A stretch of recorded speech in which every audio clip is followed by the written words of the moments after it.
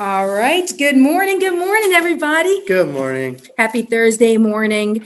We'll start the slide deck in just a minute. The goal is to just briefly go over slides rather than inundate everybody with a bunch of slides. And the goal of this morning, recall, we are from Body Science, trying to get more education out there when it comes to MTHFR.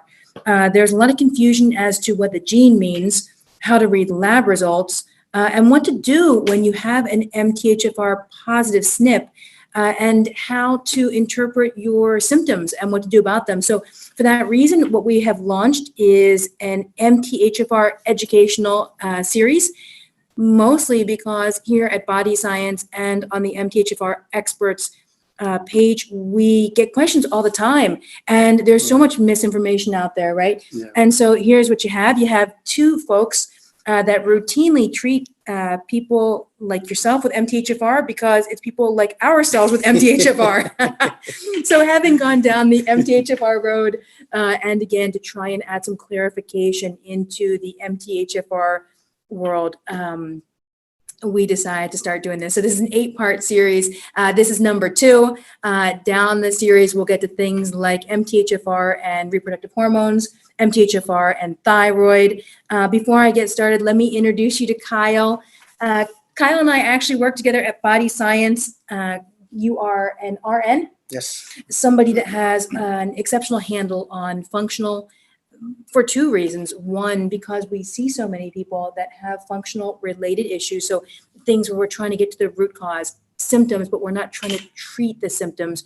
We're trying to treat the underlying issues here at Body Science. So your expertise in that, kind of peeling away the layers, and as well, dealing yourself with MTHFR. So I can't wait to hear more about it. Let's do this. I'm inclined to go through the first couple of slides so everybody knows just where we're coming from, switch off of slides so you can tell everybody your story and your situation with MTHFR. Sounds and nice. Then let's go over to the lab results. Let's look at each of the genetic variations as it pertains to MTHFR.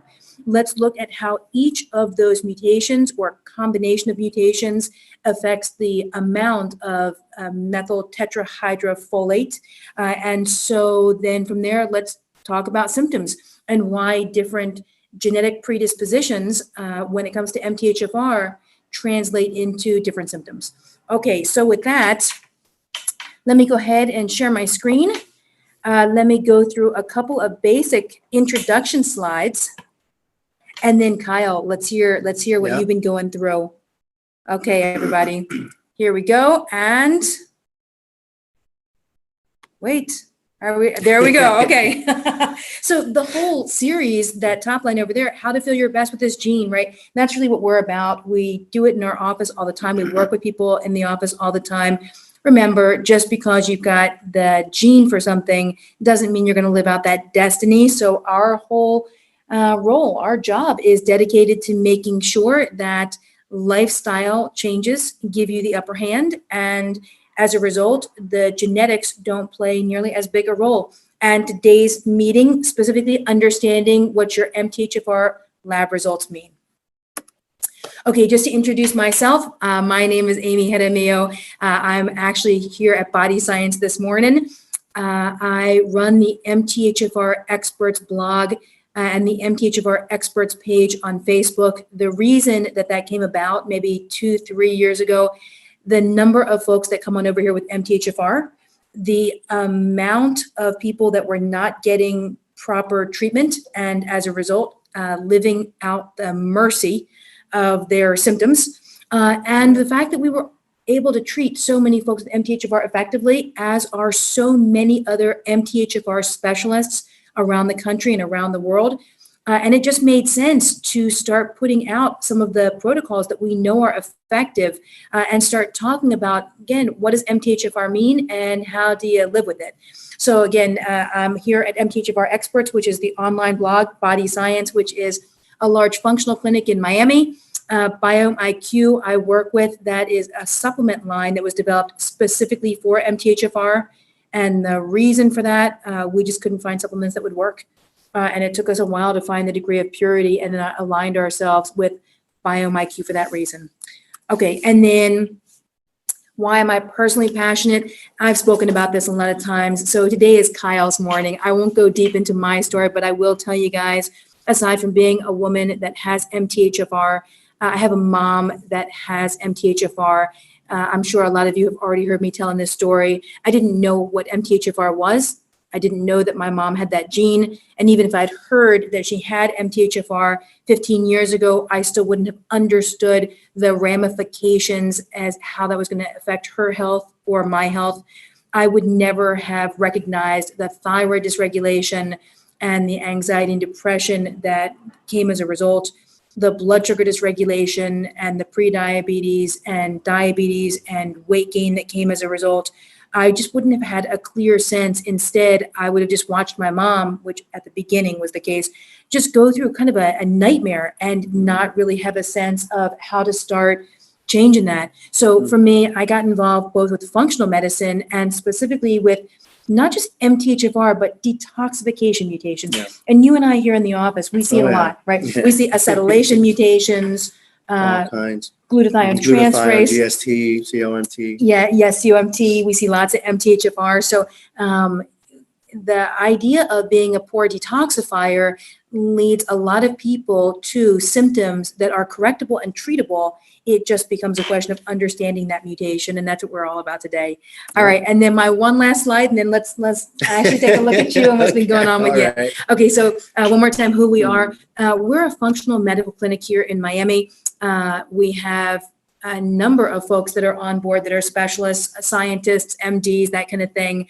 And of course, this morning, Kyle is an expert as a functional focused nurse. You run the entire infusion area over here. Yep. Your background includes, well, I tell you what, let me switch over to Kyle and he can tell you himself. So here's what I'm gonna do. I'm gonna stop the share and that way we can check out Kyle.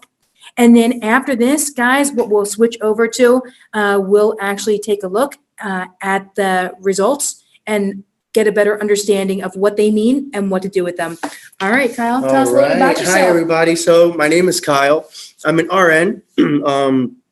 Before diving into the functional realm and really learning about the power of discovering the root causes of things, I was classically trained. I worked in the ER. I worked in trauma, both as a nurse and as a paramedic for just about 11 years. Since I was 19 years old, that's what I was doing. Always ER, practicing traditional Western medicine in the sense of if it's not in the book, if it's not antibiotics, if it's not acute nature, if it involves too much digging, too much testing, too much time on a physician or, anything like that, then sometimes it felt like there was a lot that was going on with me that was just going by the wayside, and a lot with my patients that I would care for as well, especially in the ER, that I would only have a few minutes with them each time. So I wanted to get away from that, and I found Amy, and her goal was the same thing that I wanted.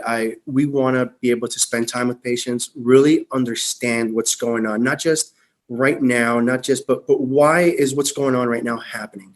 Where does it come from? How can we treat that so then later on down the line it doesn't show up again, and we can possibly stop a whole track of health issues down the line because we were able to treat root cause. And funny enough, not too long into working, Amy, she saw me scratching a lot of times. I was sneezing. Some days I would just be a little irritable, a lot of energy drinks. I mean, I thought that the way that I managed my health, because I felt good most days, I thought I was healthy. I thought it was okay to not feel good some days, right? Even when I got sleep, even when I thought I was eating healthy, doing the things that I was supposed to do because that's what my doctor told me to do, I would still have, I would say, 4 days good and 3 days where I just needed something to power through.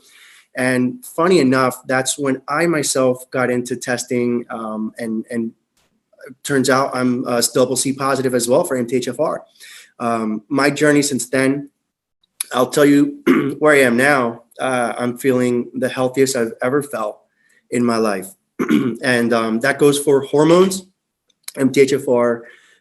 Once I really learned that it's not a lot of it is how we frame it, right?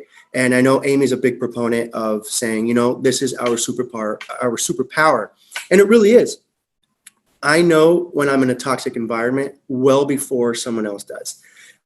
Just knowing that I can do that really empowers me to find out, all right, what else can I do? How else can I make 4 days of feeling good and 3 days of feeling bad turn into 5 days of feeling good and 2 days, and then 6 days of feeling good, knowing that every day that I add to that is one less day that I'm in a toxic environment, that I'm using things that I can't methylate out or that I can't produce out, that's causing histaminergic reactions, et cetera. So I've had my own journey here at Body Science treating MTHFR, beginning with just getting tested, and then going on from there, evaluating my day-to-day, and slowly but surely getting better little by little. Okay, so then a couple of things out of there. We know already, inflammation is kind of the enemy.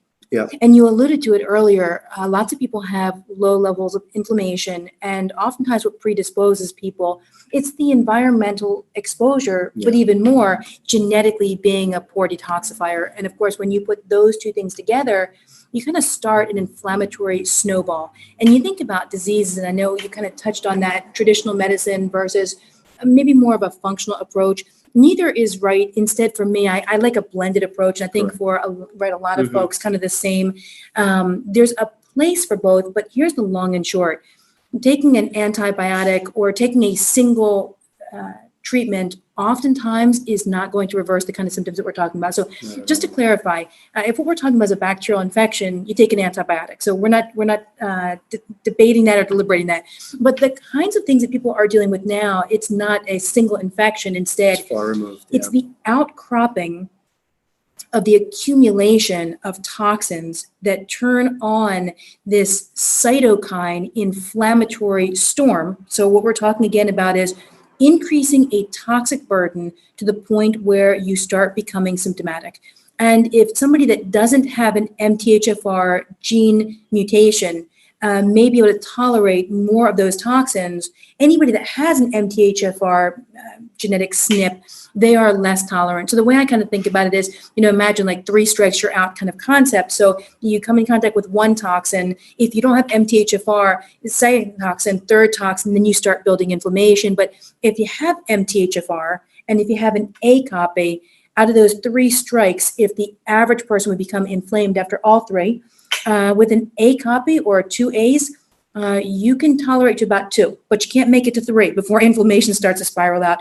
And if you've got a double C copy, you can pretty much only tolerate 1 strike. So 1 strike, you're out kind of thing, right? Yeah. So then the key, and I know you were just describing it, first of all, get keyed into who you are and when you're having symptoms. Oh, yeah. It is a superpower. You know when you're toxic. So I recall at the beginning, when we found out you were MTHFR and we started changing things, and you knew right away when you were coming in contact. Right away. I'm trying to think. It was something that you had in the morning. What was sorbitol. It was a so once I had done my cleaning, I've done my detox. I'm eating clean, getting my greens in, and I've been doing that for a while.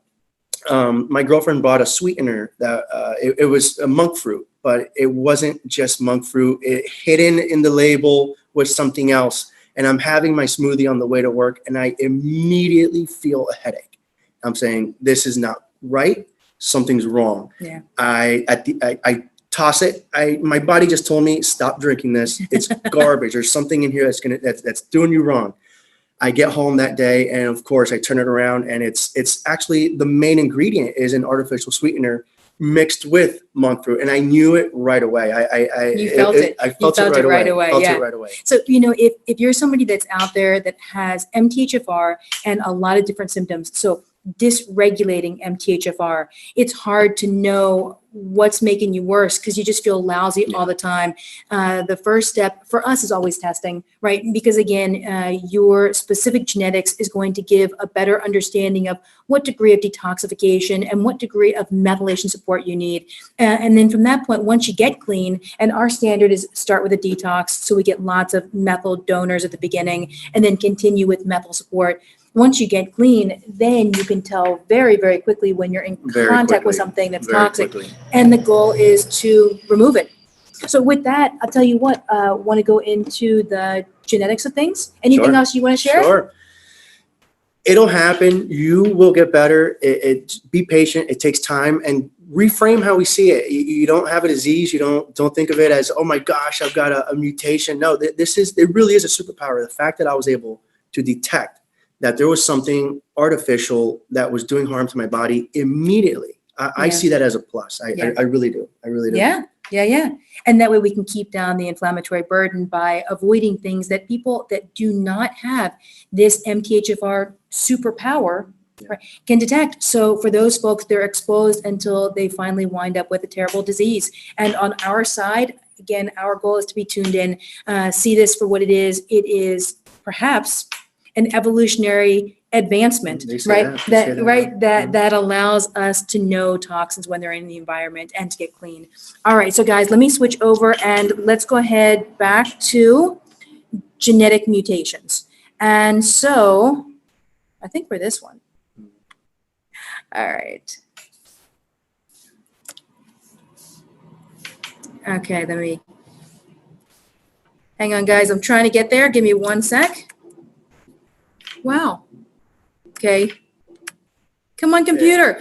Okay, just before we go into genes, just know this is such a common genetic mutation, right? You're not out there on an island by yourself. You're not the only one with these symptoms. So remember the takeaways from today, the really important stuff. Number one, this mutation is exceedingly common, about 40% of the world population. But number two, and more important, I think, than the number, MTHFR, if you know it's what you have, so if you can test and confirm it, it is very treatable. MTHFR as a genetic mutation responds well to treatment, and you can very effectively reverse and eliminate MTHFR related symptoms. So what we're talking about is a gene that prevents you from properly getting the methyl donors, the methyl groups that you need to take out the toxic trash. It doesn't change the fact that if you can remove the trash as thing number one, so likely detox it out depending on how dirty you are. And then number two, add in the thing that the mitochondria needs to improve its own production of methyl donors, and as well to add in some methylation support, then you get to a place like you and I, which is a history of being MTHFR, and now a history of having MTHFR, but not really being symptomatic. Okay, and so let's go through the genetics. So you're looking at a result that's coming off of the Body Science page. You can find these tests over in the MTHFR store. So just know that is not a plug. Instead, here's what I'm saying. I'm not trying to promote testing. If you want this test and this result, the place that you can find it is at the MTHFR store. So it's just a .com. But you're welcome to get MTHFR testing anywhere. We're going to show you how to read it and understand it. So no matter where your gene testing comes from, you're going to know how to read it. Exactly. And this test is a negative. So let's start out with that. And so there's a couple of points. First, at the top, you're looking at the two mutations, C677T, as well as A1298C. And you're looking, if you go to the right side of that, both are negative, meaning this individual does not have a SNP or genetic change or mutation, however you want to see that, in either. So they are negative for an MTHFR mutation. Okay, so for that reason, let's look at the bullet points. Number one, it means that they have full enzyme activity, right? So we're talking folate reductase. And specifically in the MTHFR acronym, we're talking about the FR part, right? So the FR is how much folate reductase can you make and do you have available? And remember, folate reductase is an enzyme. One of its areas is in the mitochondria. It's going to take folate, right, the B vitamin, and convert it into a methyl tetrahydrofolate, which is what we need. And in the absence of having the folate reductase enzyme, you're limited to the amount of folate that you can use, regardless of the amount of folate that you eat. Right? And it's the reason for supplements to already have a methylated form of folate. And it's the reason for anybody with MTHFR as a SNP that we stay away from folic acid. So what we're looking at, again, bullet point number one, what we're talking about is the full enzyme activity is somebody that does not have a mutation, and we'll show you by comparison in some of the other results, the decrease in folate reductase activity. So number two, there is no risk associated with increased homocysteine levels. What we know on homocysteine, you saw it in the ER all the time, homocysteine levels, right? We're talking about an acute marker of inflammation for a double C copy, and it's exclusive to the double C copy. Those individuals can have elevations in homocysteine as an acute inflammatory marker. When homocysteine levels are considerably elevated, it does put people at risk for cardiovascular disease and events like heart attacks and strokes. And so we get the question oftentimes from people that are not a double C if they should measure and monitor homocysteine routinely. The bottom line is we have MTHFR. So you and I, we like a SED rate. Yeah, and a homocysteine from time to time, just to see if there is acute inflammation. Yeah, but it doesn't change the fact the folks that need to be concerned about very high homocysteine levels, so 12 and above, sometimes we'll see people, they're 13, 14, sometimes we see people, they're 20 and above. Those are the folks that really need to be looking to bring that homocysteine level down. A standard around 7 or 8. We get the question a lot, should I do anything about it? If you are not a double C copy and you've got a homocysteine level that's 7 or 8, you're considered to be normal. No risk for depression. So that's to say, we know already the hormone dysregulations that can go along with MTHFR, right? So thyroid, estrogen, progesterone, testosterone. And when those hormone dysregulations occur, and they occur as a result of the decreased enzyme activity that limits the amount of folate, usable folate that you have, then symptoms of hormone dysregulation increase, and depression's at the top of that list. The risk for certain medications, so methotrexate here, but a lot of you already know there are a number of antibiotics, there's a lot of medications, and even outside of medications, to your point. Products.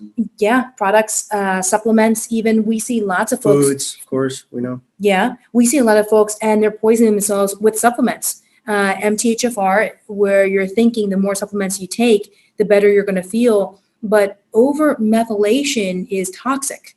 And can cause as many problems as under methylation. So just be aware, it's not just methotrexate. However, make sure that you do know methotrexate is a toxic medication for individuals with MTHFR, and it's used commonly in rheumatological conditions. One of the more common is probably rheumatoid arthritis, right? And then the bottom part is really it just shows up on this result, but it says the patient's genotype should be interpreted in light of clinical findings. So here's what that means. It's not the gene, it's your symptoms in combination with the genetics that you have that allow clinicians to determine the best treatment. Remember, 40% of all individuals have MTHFR. A substantial number of those, I'm sure, are not symptomatic, and for that reason may not need any treatment whatsoever. So the clinical picture is what symptoms are you getting, and just because you have MTHFR, if what MTHFR is doing, for example, is making an estrogen dominant situation, then what you're going to treat is not really the MTHFR, but the estrogen. Correct. Right? If it's leading to thyroid dysregulation, then it's not just MTHFR, you're looking to treat the thyroid component, right? Correct. So yeah, the clinical findings. And that circles back to the basic medical principle of treat the patient and not the numbers, or treat the patient and not the result. Yeah, right. Yeah, for sure. It's the clinical. Okay, and so then by comparison, so what we're looking at is an A copy, right? So a single A copy. So we're going from least affected to most affected. And so to that point, I guess it's a spoiler alert, the last is going to be a double C677T. So if the first that we just showed you was somebody that doesn't have a mutation, then between a C variant or an A variant, C is almost always going to be more symptomatic of the kind of MTHFR symptoms that we've discussed, whether it's migraines, whether it's fatigue, whether it's just feeling achy. What else is on your list? Irritability. Yeah, like anxiety, or sleep with lots of wake ups. Ruminating thoughts. Yeah, ruminating thoughts is a big one. Okay, so the first version of an MTHFR mutation, meaning the lowest amount of folate reductase impact, right, is going to be a single A. And so you can see at the top, this patient carries 1A1298C gene mutation, does not have a second one, and does not have a C copy. At the bottom is the part that we want to focus on. We've already gone through a lot of the other points over there, but you can see if not having a genetic mutation means 100% of folate reductase, now you've got a limit of 17%, right? And I would tell you, when I see folks with MTHFR, they know it, huh? They know if we round this to about 20%, they actually feel 80% of the time they're pretty good, 20% of the time they're not. So if you break it into the day, or if you break it into a week, or you break it into a month, Right, yeah. they know it. They know like about 20% And of that's the time exactly they're how I off. felt too. Yeah, Yeah. I had my good days, I had my bad days, and I didn't realize until after I started getting treated that, wow, I could have more good days than bad days. Right. And so the key for folks that have a single A1298C gene is how do we get that 17% back, right? That's the key. So 100% of the time feels good rather than the 17, or again, rounding it to 20% of the time where you don't feel great and you just don't know why. And whether, again, it's the snappish irritability or anxiety, whether it's the weight gain and the cravings for food, whether it's the poor sleep with a bunch of wake ups. The ruminating thoughts. So again, you get an idea in your mind and you just can't shake it no matter what. But the goal for you folks, anybody with a single A copy, is get back your 17%, right? So we want to treat for that reason. Okay. All right, next results. So again, you know what we're doing. We're taking a look and we're going down the variant. So the next would be a single copy, right? So we look at each version of a single copy. The first being an A, and the second version of a single copy, a heterozygous, would be a C. So a single C copy, meaning one of the genes does not have an MTHFR mutation and the other has a SNP for a C677T. Okay, and you can see, look at how substantial the reduction is in the folate reductase enzyme. So remember, folate reductase is going to code for the amount of usable methylated folate that you're going to be able to produce down the road. It's going to account for things like SAMe, which is methyl donors. It's going to account for the amount of detoxifiers and antioxidants. And what we're looking at is somebody that has folate reductase, so the enzyme that's going to set that whole machine in motion, right? The machine that's making all the detoxifiers coming from the mitochondria and those methyl donors. So a 66% reduction, meaning 44% of the time, if you're a single C copy, you pretty much know it. So if you have MTHFR, this is your genetic variant, and you haven't looked to detox or supplement with methylation, then about 44% of the time, you're going to have the symptoms that we talked about.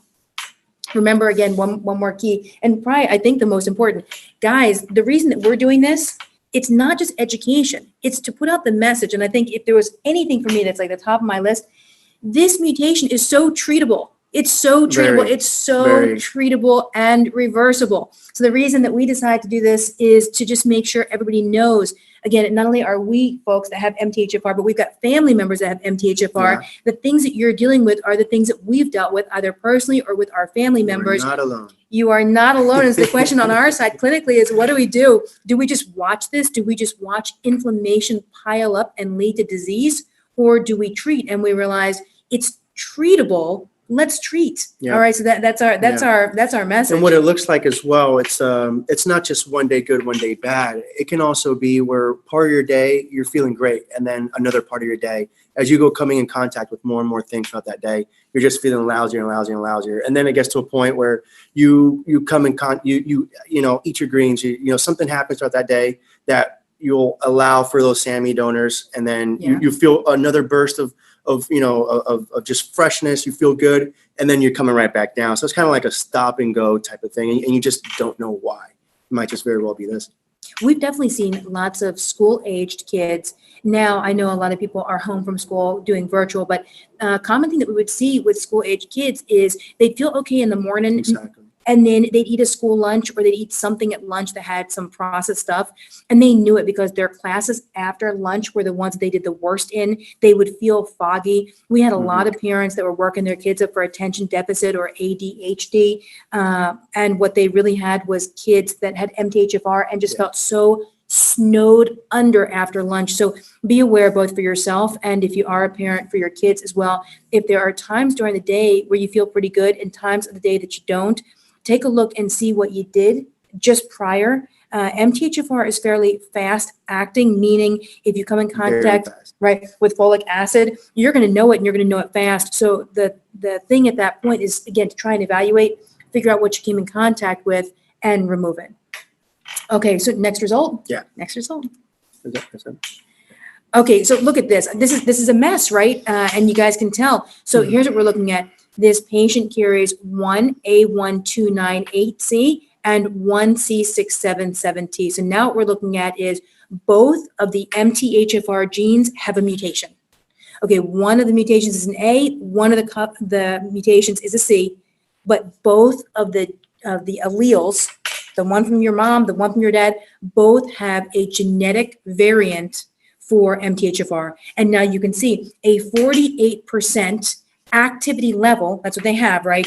And so then you can see they're able to make almost 50%, not quite, meaning almost 50% of the enzyme that they are not able to make. Okay, so again, if this is you, Significant. if you are an A and a C, remember, you can't replace the enzyme. Medical science hasn't really figured out how to get enzymes back on place, right? And the reason is you can't really take them for the most part because they have such a short half-life. And you can try and improve the mechanism to make them. We do that a lot over here, but the goal is not to increase folate reductase. The genetic mutation means you've got a limitation to how much you can make. The goal instead is to understand what folate reductase does in the mitochondria and what the products are that the mitochondria could make if it had proper folate reductase and could methylate folate, and just put those things back in place.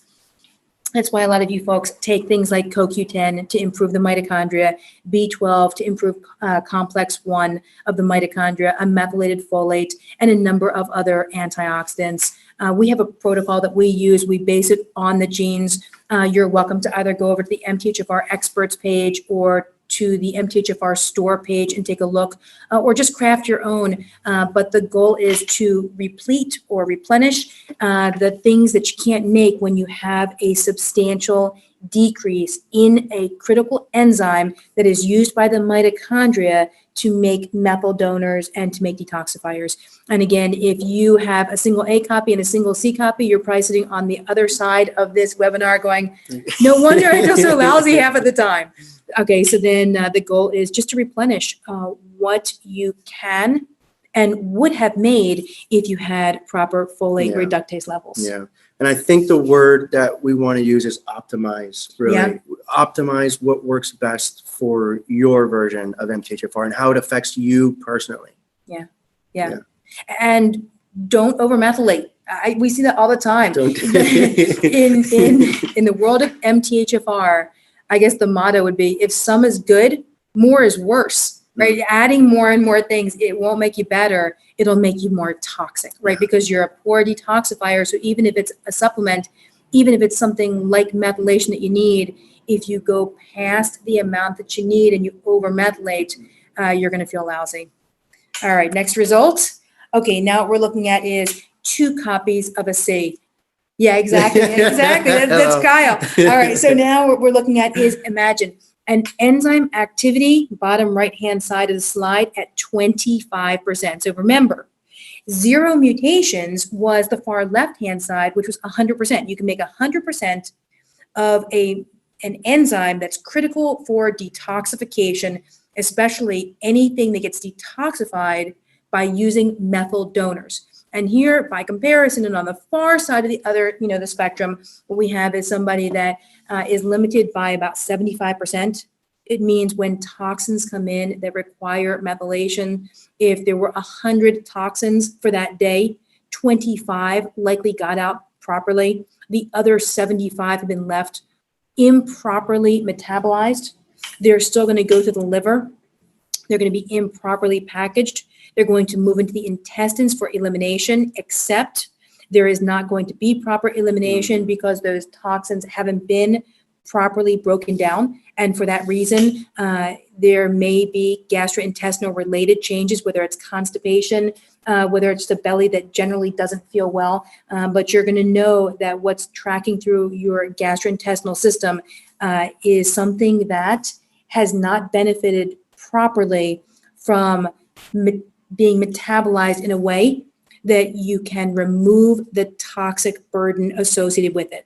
right? It's a toxin that has not been properly metabolized. It is not properly packaged, but is heading for the intestines no matter what, and all the issues that's going to create in the GI tract. Yeah. Okay. And Amy says 100. Like I said. Amy says 100 different chemicals and toxins. And I don't think it's sarcastic. The things that we're coming in contact with today can very well lead up to over 100 different exposures between using the things that's in our laundry that we wash our hands with, in the foods we eat. If you eat meals from 3 or 4 different places, I mean, who knows the preservatives that are in each and every one of them.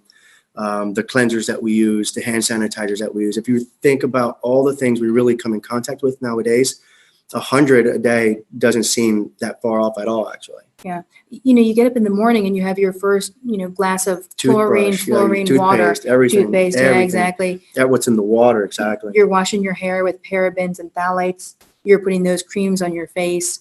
The chemical burden throughout the day is enormous. Significant. For a lot of folks that we see, there's gasoline additive in the water, right? We see a lot of MTBE.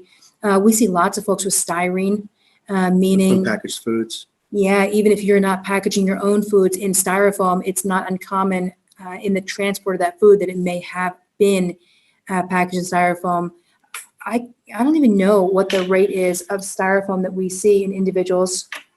Very high. And then even, Right, and especially in the on-the-go population, Yeah. And that they get their meals even prepackaged, it's still pretty high. Yeah. Toxin-wise, let's think about things that we see a lot of. We see a lot of pesticides. A lot of pesticides. We see a lot of herbicides, herbicides. organophosphates, Yeah. MTBE, water additives, basically bromopropane. We've seen a lot of that. Yeah, which is super, super toxic. The chemicals, we see a lot of chemicals involved with dry cleaning. And Yeah. a lot with dry cleaning. They clean your clothes with the craziest things, guys. Yeah. And then occasionally we see plastics and plasticizers. Yeah. We'll see volatile solvents.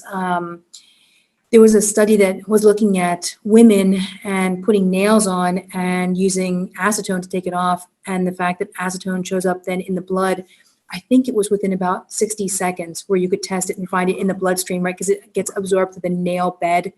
So yeah, we routinely see folks, and it's not MTHFR that's the problem. They have MTHFR, but it's the combination of toxins. And when we test for them, I know sometimes for you and me, we'll sit down with the whole team, we'll look, and all of us will be like, oh my gosh, it's just unbelievable. It really is. A lot of times now we'll test moms to be. And the reason is we want moms that are caring to be clean. If you're a mom with MTHFR, we want to make sure you're not coming in contact with anything because there's a probability that you are carrying a baby with MTHFR. So a lot of times we'll do food sensitivities in those moms to reduce inflammation, and we'll do testing for toxins. Yeah, the testing that's done nowadays in the umbilical cord right after birth will show over 200 toxins can be present at the time of birth alone. Yeah, so imagine our goal, if we can, is to test the mom before the baby is born, so before umbilical cord, just to make sure that the mom is healthy and so the baby is safe. So just kind of going back to a C copy, again, remember, if you are a double C copy, well, first of all, homocysteine may be in play for you. The reason you want to monitor homocysteine is because it does have a potential relationship as far as increasing risk of stroke and heart attack and blood clots as well. So you want to monitor homocysteine. For our own MTHFR folks, if we have an elevated level of homocysteine, we'll start measuring it every month until we bring that level back within range. Once it's in range, we'll typically test every 3 months. So that kind of gives you a sense of frequency for testing. And then here's a couple resources for you guys, and then we'll open it up for questions. Okay, so the couple places that we've talked about, MTHFR store. So if you want the testing that we looked at, remember, when it comes to MTHFR, testing is sensitive and specific. So it's not a specific kind of lab. Instead, what you want is lab results that you can interpret. So let me just say this in a different way. If you need an MTHFR test, head over to the MTHFR store. If you are getting your MTHFR test somewhere else, don't be concerned about accuracy. Instead, genetic testing has a high degree of accuracy. So you can pretty much be comfortable with whatever MTHFR lab you use. MTHFRexperts.com. So we try and keep up with as much information as we can. We'll put out things like the foods that have the highest, or the processed foods that have the highest amount of folic acid to avoid, vitamins to be careful with, lifestyle changes. So if you haven't been on the MTHFR experts page, head over there, and as well on Facebook, there's an MTHFR experts page. And if you ever need anything on our side, if you need something personalized, you're welcome to call our office. I don't think we've got a website there. We're bodyscience.life. So we realized between a .com extension and a .life extension, we're not .com, we're life. Like, so we realized, so we're www.bodyscience.life if you need anything. And now, guys, we open it up to questions. Oh, one last thing before we go to questions. After the last webinar, we had a lot of folks that were asking about the detox that we use here in the office, the detox that we use personally. I'll show you the slide. Again, this is not a promotion or a sale, or I'm not, instead, I just want to give you the information that you might need. And so it was the number one question that we got after the last webinar of, you keep referring to a detox, what are you using? So I'll show you that, and then we'll come back to questions. So what you're looking at is the MTHFRstore.com, and you're looking at the Detox Total Relief Package. That P5.0 detox is the one that we use in office. It's the one that we personally use.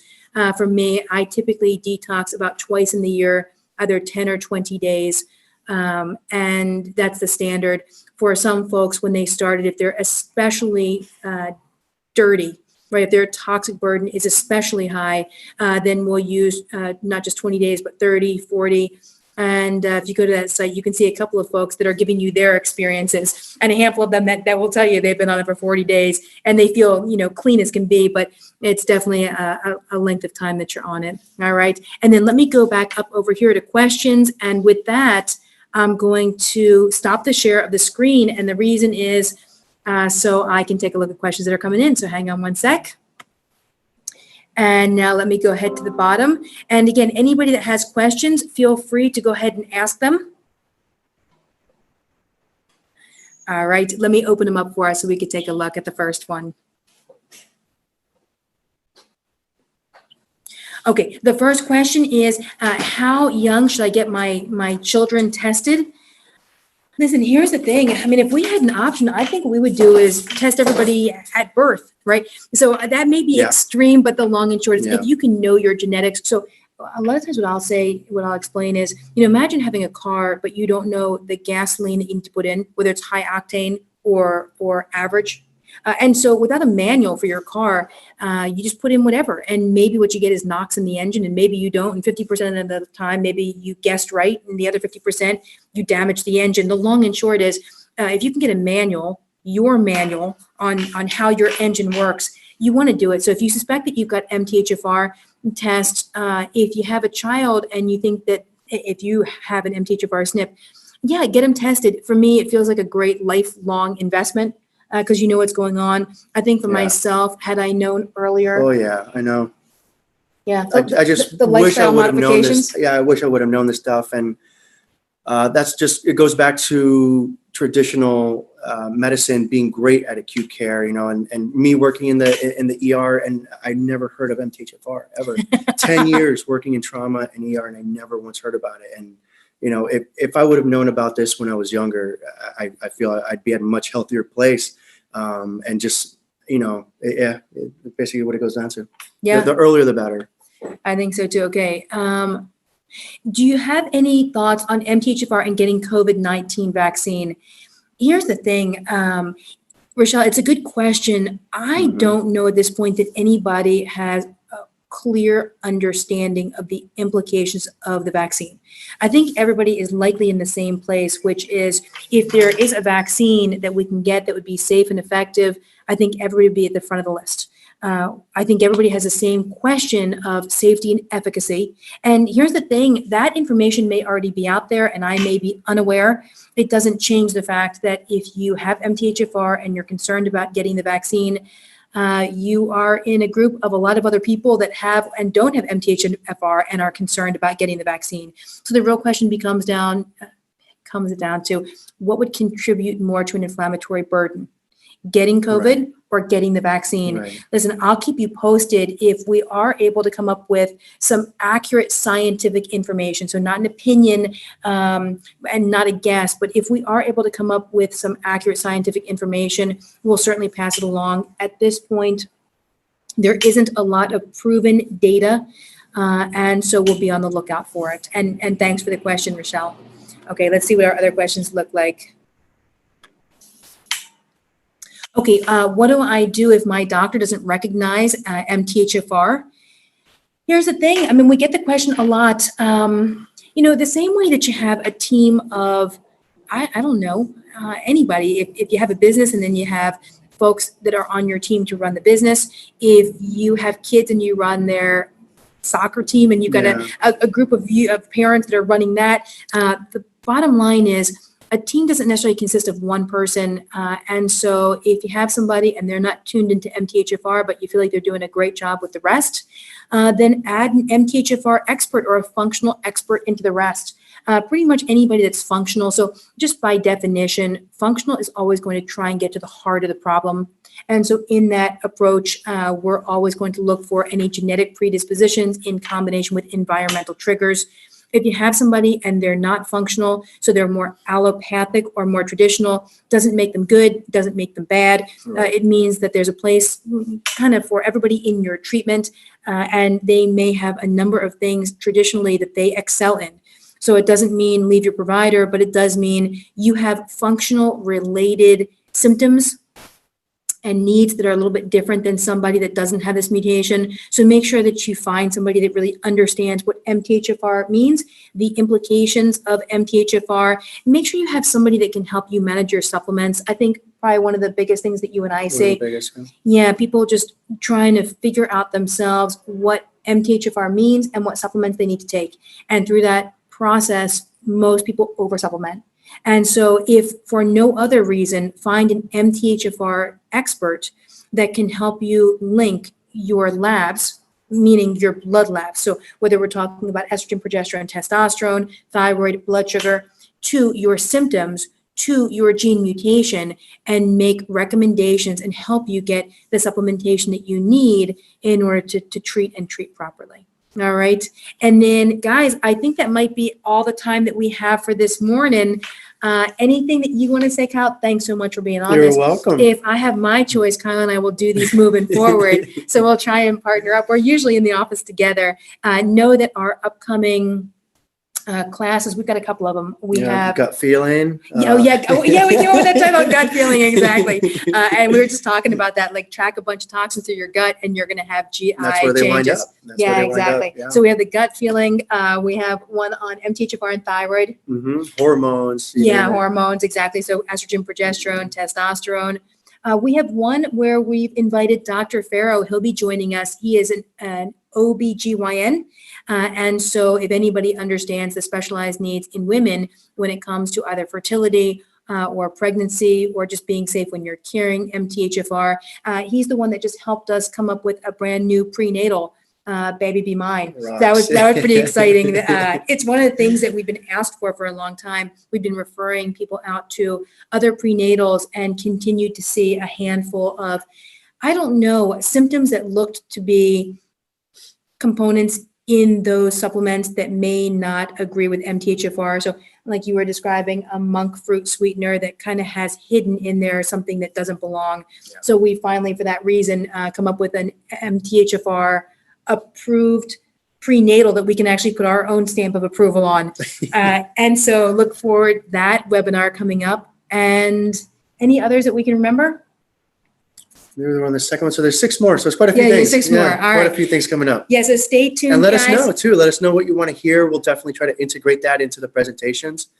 We want to tailor this to the audience, to you, to the people who want to feel better. Yeah. All right, so we will see you next time. Oh, okay, we've got one. Hang on, guys. We've got one last question. Okay, let's see if we can get to it before we sign off. Oh, hey, thanks so much. Oh, it's a couple of people that are coming on now and just saying thank you. Listen, it really is our pleasure. We have 2 options when it comes to the clinical world. Wait for folks to get sick and then try and treat them, or avoid that whole process. And for you and I, we're dedicated to the idea, as are a lot of MTHFR and functional experts, to making sure that you can avoid the pitfalls that would later lead to disease. And so when we see people early on with syndromes, so physiologic changes that haven't led to disease yet, but disease is close by, and that's different, right? A disease is likely a medication or a treatment that you're going to need from that point forward. A syndrome, by comparison, is reversible, right? So if we can catch you folks in syndrome phase, right, where things are dysregulating, but nothing has broken yet, that is what we live for. It's what we work for. It's what we do. So again, we're happy, and thanks for the thank you. It's for us a real pleasure to do this. It means everything. It Yeah. does. Thank you. Thank you. Yeah. All right, guys. We will see you next time. Bye.